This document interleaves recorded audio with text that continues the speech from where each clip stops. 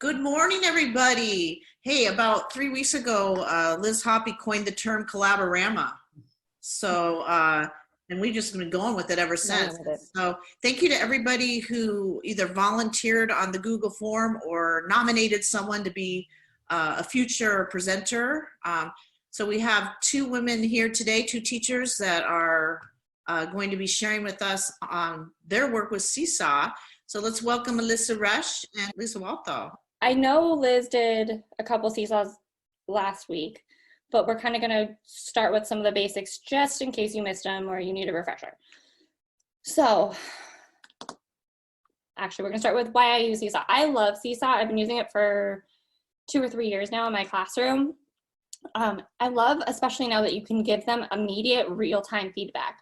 It provides you can even do like a quick mini lesson. You can record your voice, you can write on their work if you need to.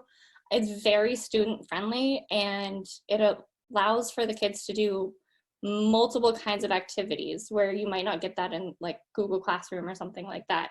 And it's got a way to communicate with the parents and the students at the same time. So the thing that's going to get you pretty much anywhere you need to go is this green plus button.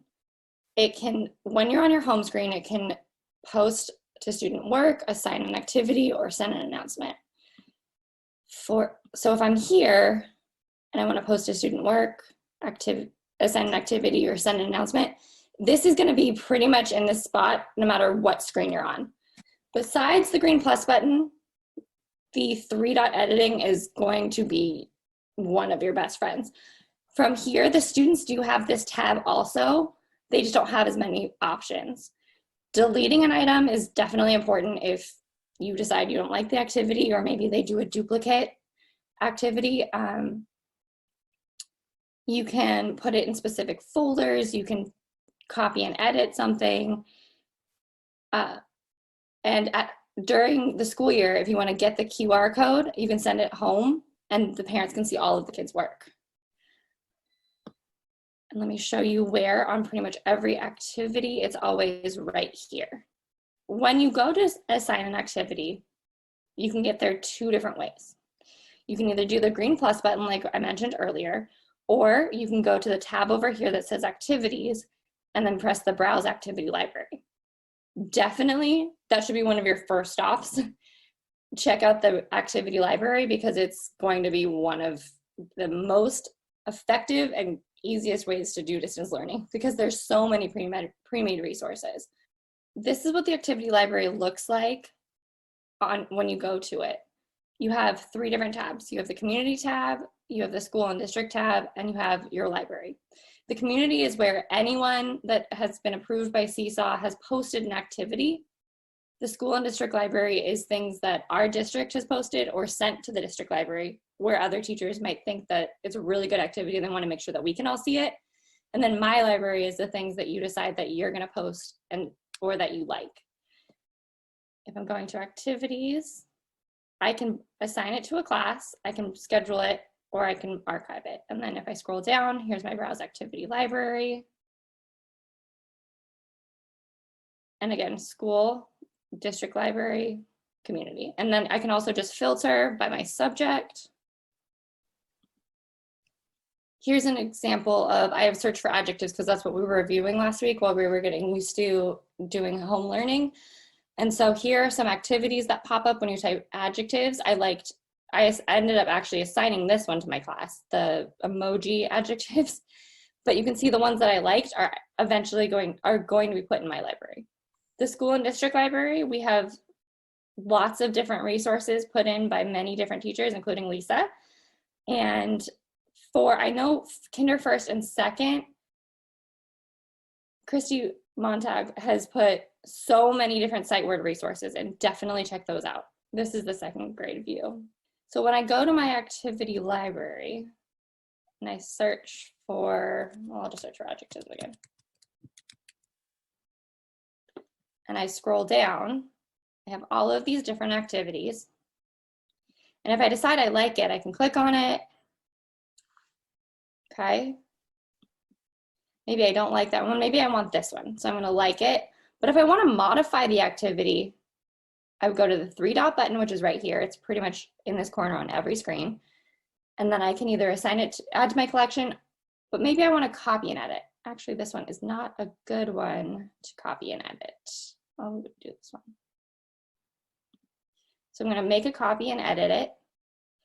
And then if I want to change it, maybe I want to put Monday. And then I can either add my own voice instructions. I can press record.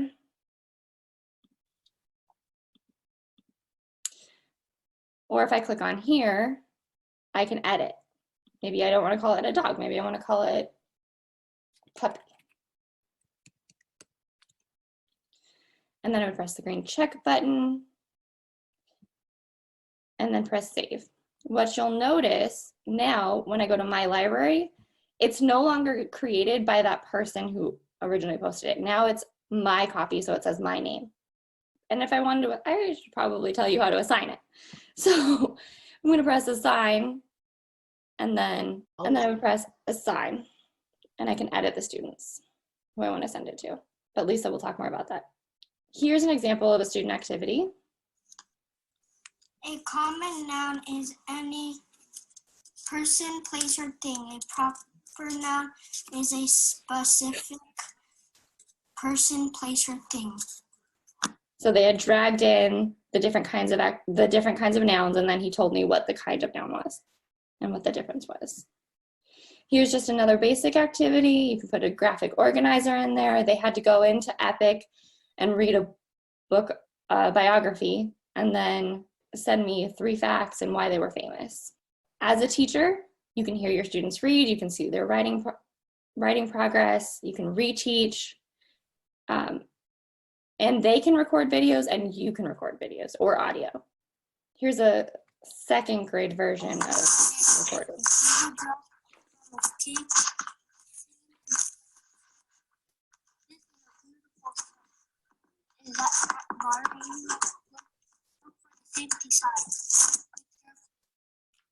So that one was done while we were in class, so the background noise is a little bit louder, but what's nice about this is you can record, or they can record, and then you can, whoever's doing the recording, can write or highlight or annotate while they're talking, so you can actually see what exactly they're talking about.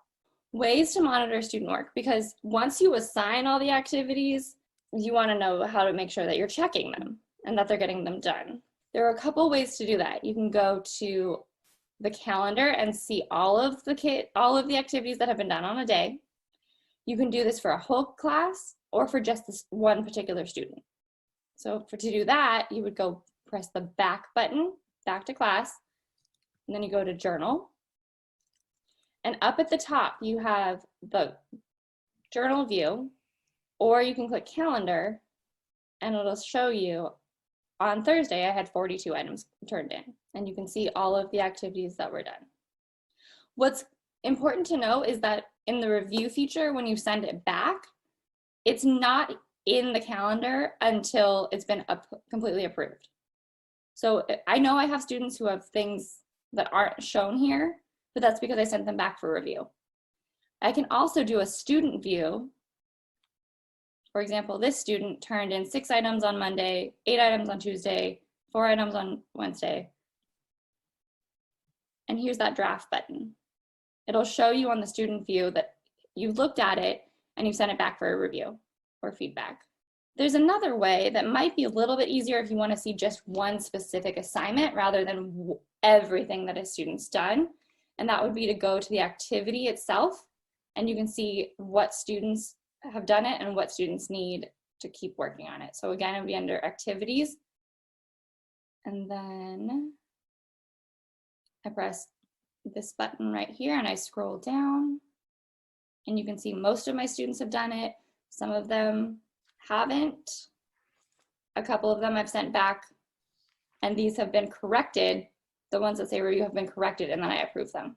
I think this might be both of our favorite parts of Seesaw, because feedback, especially now, is one of the most important things you can give your student. It allows for that personal connection like you're in the classroom, but obviously it's a little bit challenging at the moment. So You can reteach, you can give video comments, you can give written comments, or you can just record your voice. So these are all the buttons. I can make a comment. I believe this is actually the same one that I showed you earlier. So I left my comment, great job, you're correct. Proper nouns are specific things or the names of things. And then here's that 3-dot button. When I send it back to my students, they have that 3-dot button that they can press edit and change whatever I tell them to change also. You can also just like it. Maybe it's something that, for example, I had something that I assigned in February turned in on Friday. I didn't necessarily need to make a comment on it because it should have already been done. I just acknowledged that he finished it, so I just pressed the like button. Here's my comment button. And when I go to press comment, I don't have to do a written comment. I can also do a verbal comment as well. This rocket ship can go up. Genesis, you have some beautiful reading going on there. One thing I want you to work on is, remember when we read, especially when we read these little books, we want to touch each word with our finger because you added some words that weren't there. And when you touch the words with your finger, it's easier for your eyes to see exactly what words we're reading. So keep practicing. I love hearing you read. Thank you for sharing. So what's great about verbal comments is that it reaches all our learners, our non-readers, the students who need additional repetition over and over again, and even especially for those students who need additional accommodations. There are a few ways that you can see that you need to review. So for example, I can press the review button and it'll show me everything. Right now I have 26 I need to review. So I would press review, and only the ones that I need to look at are going to pop up. I could approve all of them, but I'm not going to do that at the moment. So when you go to review, you have 3 options. You can either just approve it, you can send it back with comments so they can correct it, or if they don't need it, they posted it by mistake, you have the power to delete it as well. So for example, I would send this one back because he's missing capital letters, punctuation, and some of the sentences need a little bit more detail.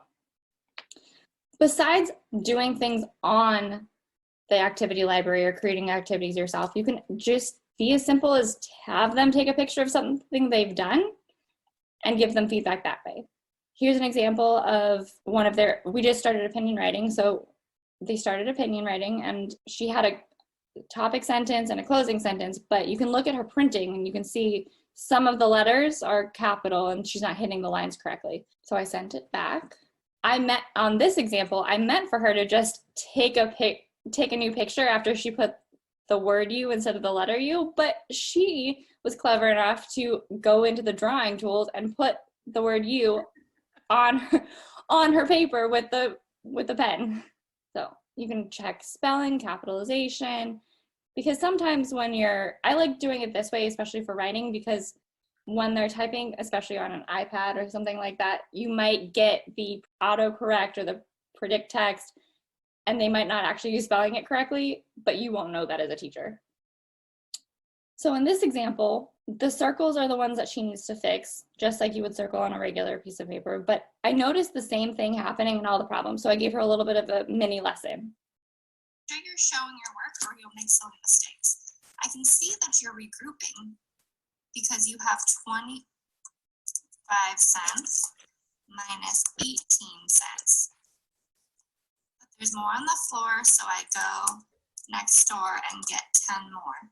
You made this into a 15, but you forgot to borrow from the tens place. So you don't actually have 2, you have 1 in the tens place.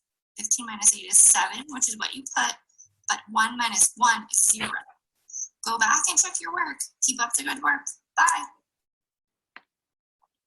So to do this version of feedback, I just went to her assignment. We'll just edit this one. So I press edit, edit item, And then I just recorded myself over his work. And then while I'm recording, I would just start drawing and talking about what I see he needs to be fixed.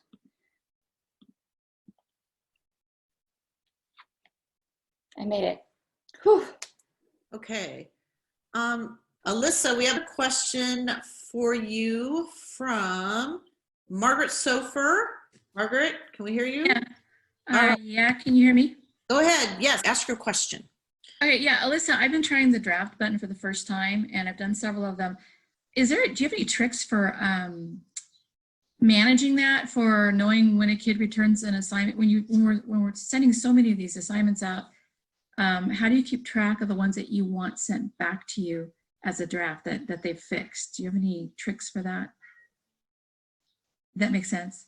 It does make sense. I'm trying to well, what I've done so far is I've just created like a spreadsheet on like Google Sheets, and I just checked off.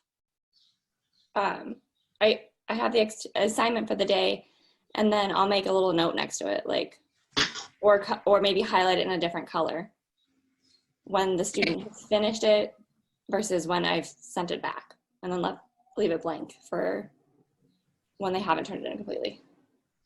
Great, thank you. Okay, that's all the questions. Thank you, Alyssa. Everybody give Alyssa a round of applause. Actually, I do have, Margaret, if you go, let me share my screen again. If you go to the activity, for example, this one, and you click on the responses over here, it will show you which kids are in draft mode. You could also do it that way. And so it's essentially the same as making a spreadsheet. Like, these students have finished the activity. These I've sent back to them. This one has been, the ones that say reviewed have been corrected and then completed. If that might actually be easier. Yeah, it might be. Looks good. That's my favorite view. All right. Thank you, Margaret. Thank you, Alyssa. All right, Liz, I think we're ready to move forward. So why do I love Seesaw? Mainly, I love the fact that I'm communicating with my parents every day, which is mostly good, but you know, it can be a lot. But I'm maintaining that connection. I'm always there for them.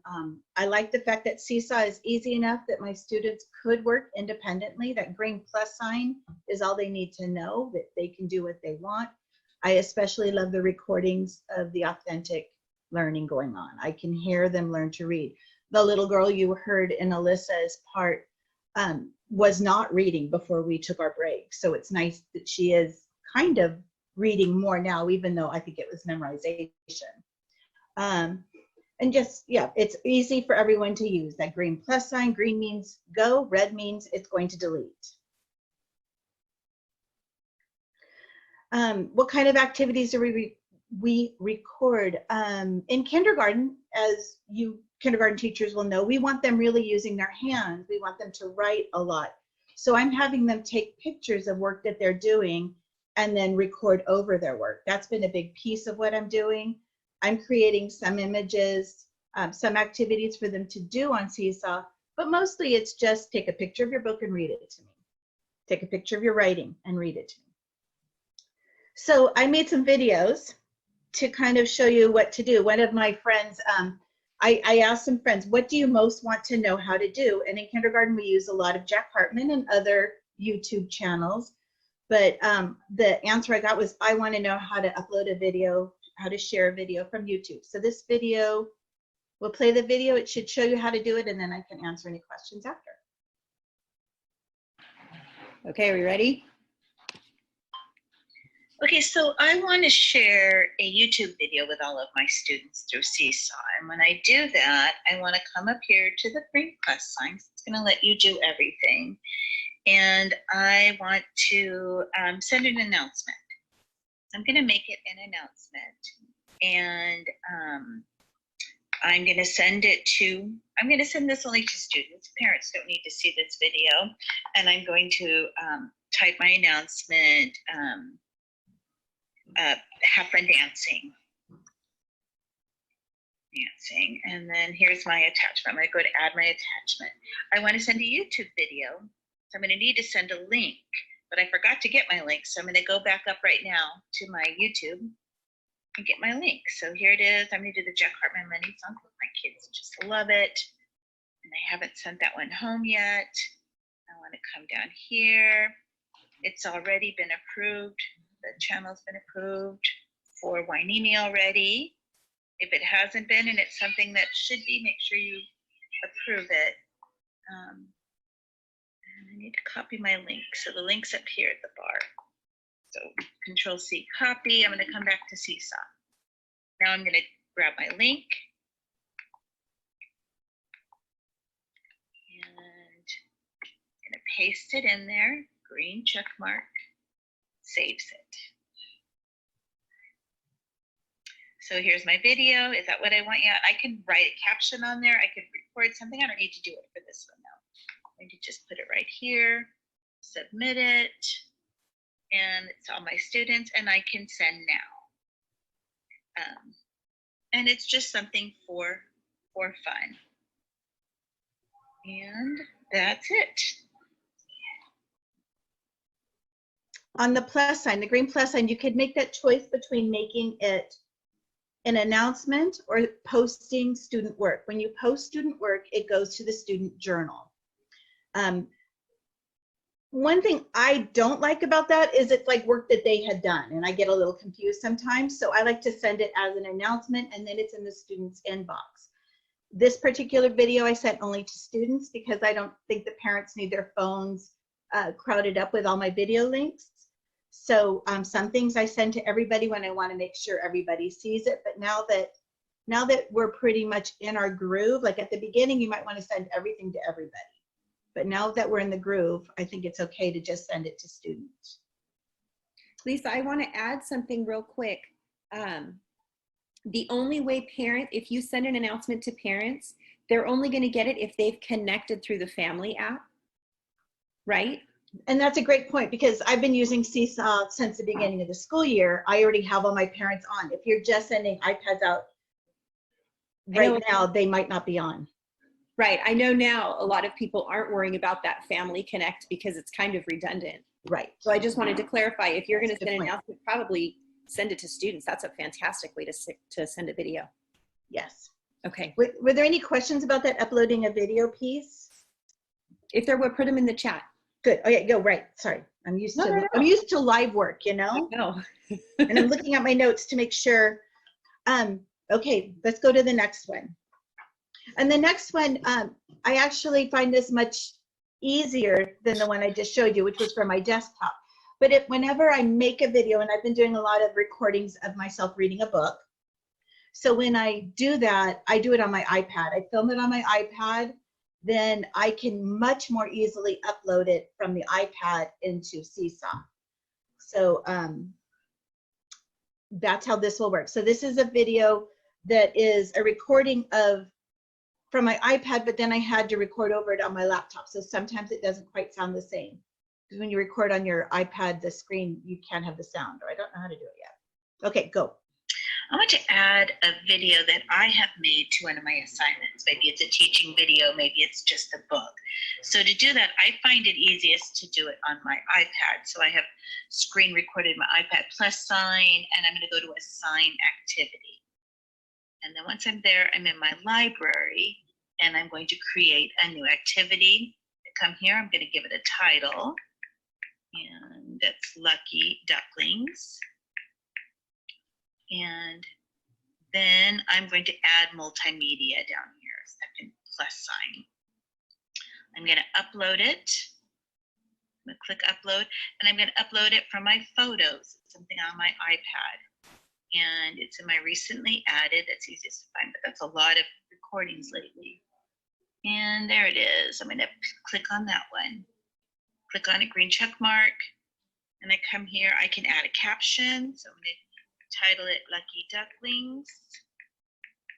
And I see this cute little emoji that popped up, so I take it and it just brings my ducklings. That's okay. Check mark, green check mark, and it's going to prepare and then upload, and then we wait a little bit. And then here's my video. It's attached. I don't need to do anything else, just green check mark, save it, and now I can assign it. When I assign it, I need to decide which class. I have 2 classes. You'll probably just have 1. And then students, I got folders. I have some folders. So I want to put it in my literature standards folder since it'll be a reading response. And I can edit students. I can assign it to everybody or just one. I'm going to sample student it. And then click assign. You can also schedule an assignment, which is pretty cool. And then here it is. I can see what it looks like by touching add response. Okay, so a couple things that I did in there. First, I uploaded the video from my iPad, but I also created an assignment. So again, that whole green plus sign, you go to green plus sign, assign activity, you're going to go to my library, and then there's a plus for create an assignment. Assignments don't have to be big fancy things. I mean, I just sent that video that I read, that book I read to students as an assignment. So you can schedule the assignment. You cannot schedule announcements yet, but they have been changing a lot of Seesaw every day as we've been going through our distance learning, and I'm sure that will come soon. So you can schedule an assignment. So most of my daily assignments I schedule the night before so that they come on at 8 o'clock in the morning, or you can assign immediately. Another really important feature is sample student. Make sure you enable sample student in your wrench settings. And that lets you see exactly what the students see. I almost always try my own response. I do the add response button, and then I try whatever it is I want my students to do to make sure it's going to work the way I want it to work. And when you're adding multimedia, if you upload it from Drive, this has taken me a while to learn this, so I want to just point this out. Every time you upload a video or a file from Drive, you have to be sure that you do the share setting and go to advanced and share. Anyone with this link can view. Otherwise, they'll have to email you for permission. So that's just a little trick that I've learned from experience. And I think that's it on that. If you have any questions, please pop it into chat. Another question I was hearing from my friends who are starting to use Seesaw is, how can we help students see each other during this time we want them to see each other? So this video will address that issue.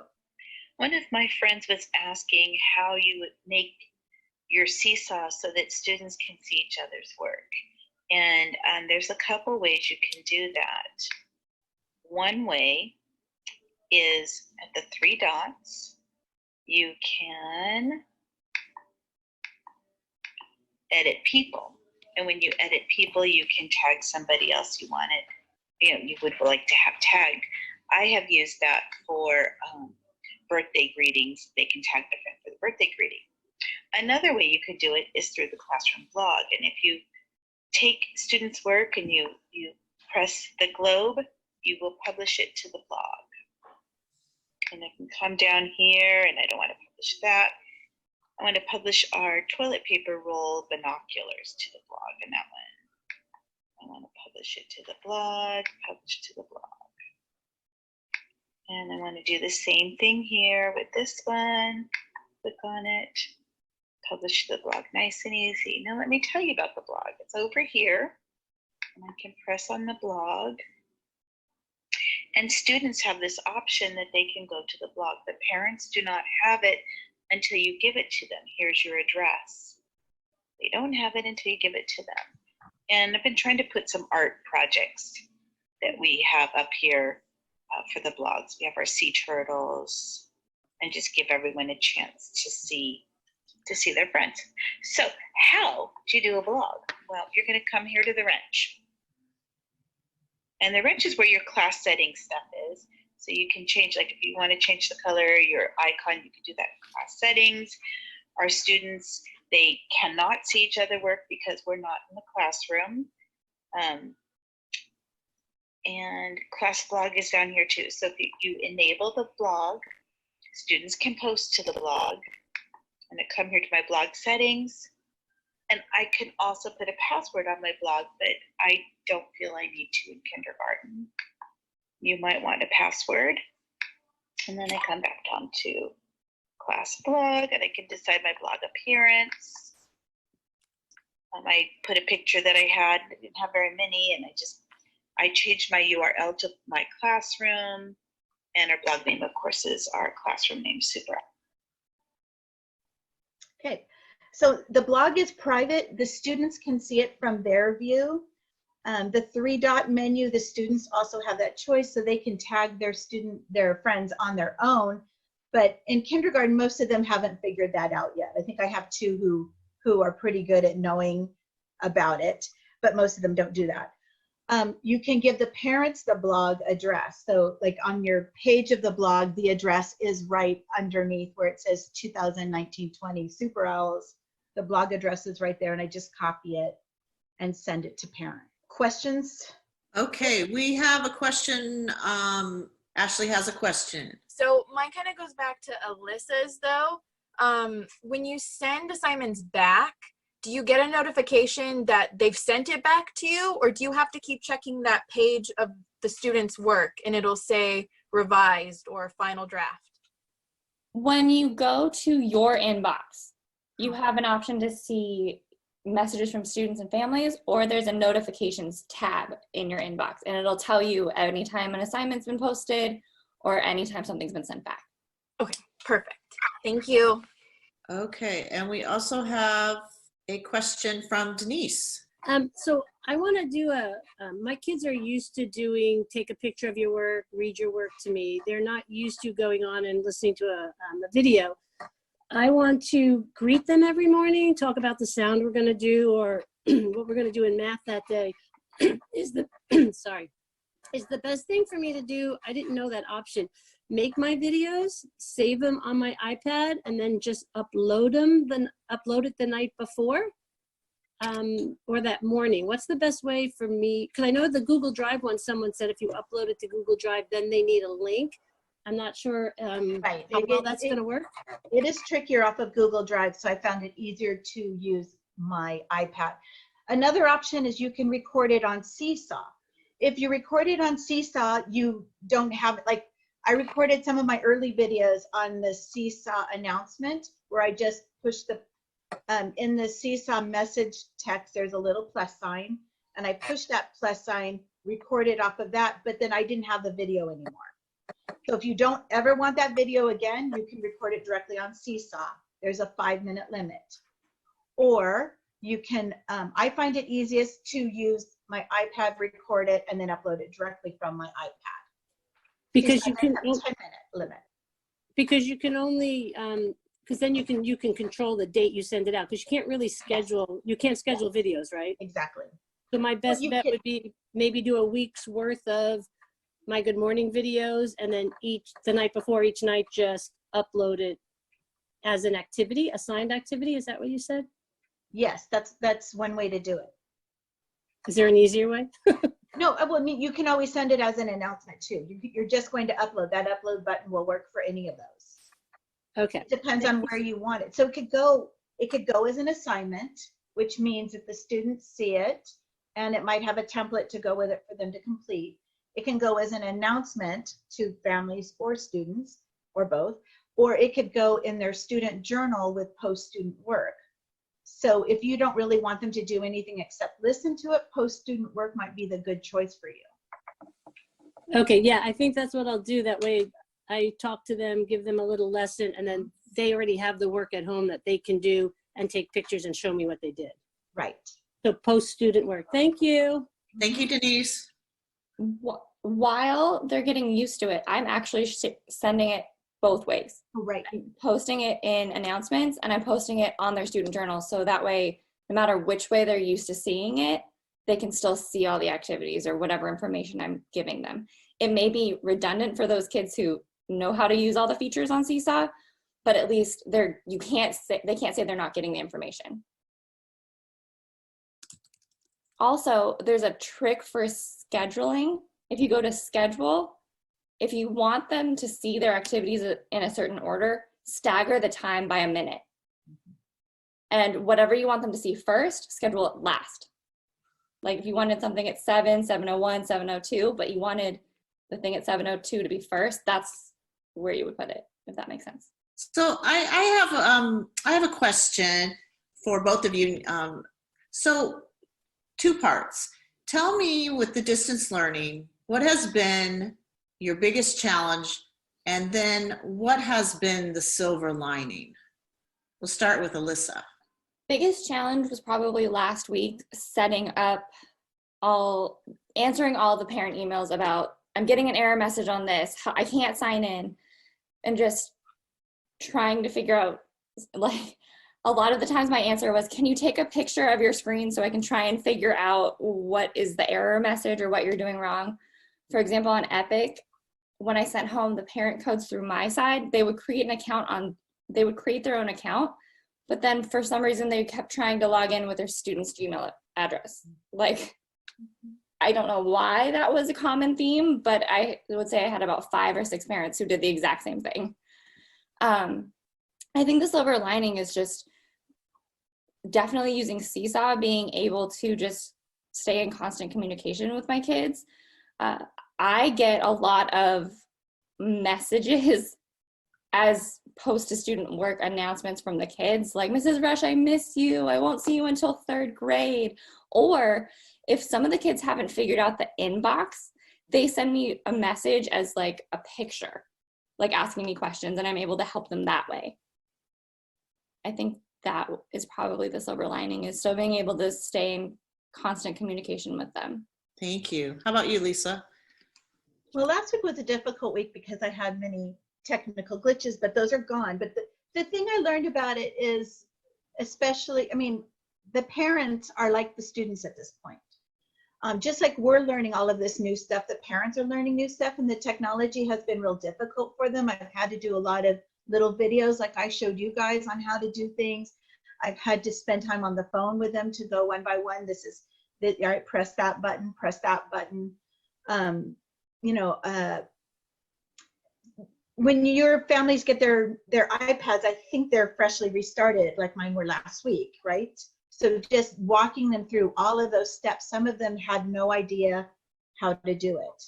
But the silver lining is, oh my gosh, I love hearing them read. And honestly, I am hearing their reading more now than in the class, because in the classroom, I don't get to sit one-on-one with every child all the time.